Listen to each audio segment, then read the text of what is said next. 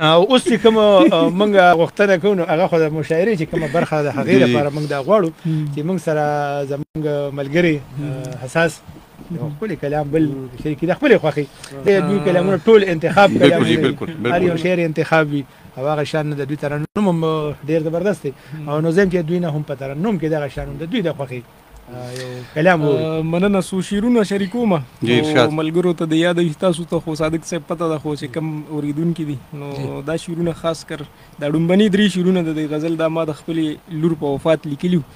نو بیا رانه هېر شوي خو چې کله بیا دویم ماشوم وفات شو زوی مې نو هغې کې رایاد شو نو بیا مې د پوره غزل جوړ کړو نو ډومبني 3 شعرونو کې هغه درد د بیا وروستو عوامي شعرونه دي که نه دي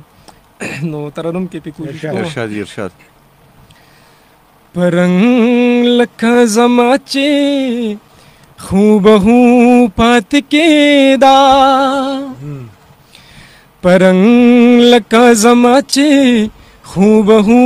پاتې کېدا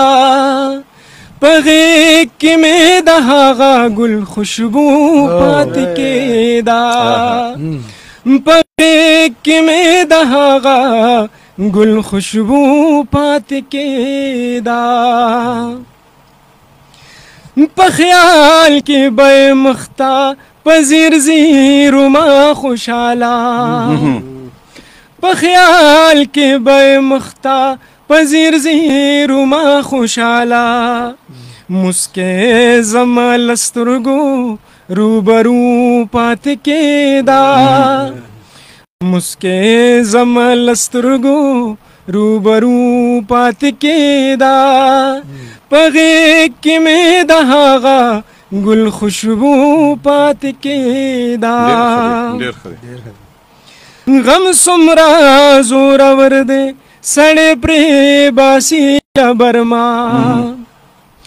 غم څومره زورور دی سړی پرې باسي برما لما چا پس ہرا جستجو پات کېدا لما چا پس ہرا جستجو پات کېدا په غېږ کې مې د هغه ګل خوشبو پات کېدا څه خپل کم نصیبي وا څه حالات د خدای له لوري سخپل کم نصیبی وا څه حالات د خدای له لوري ارزو کې به مې هره ارزو پاتې کېدا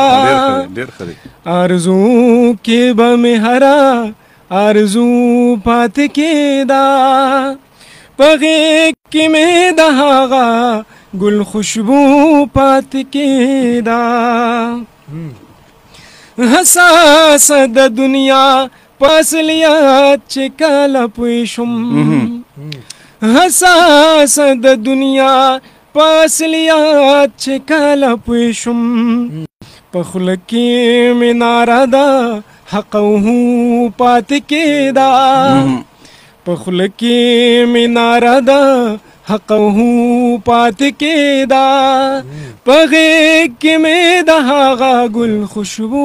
پاتې کېدا پرنګ لکه زما چې خوبهو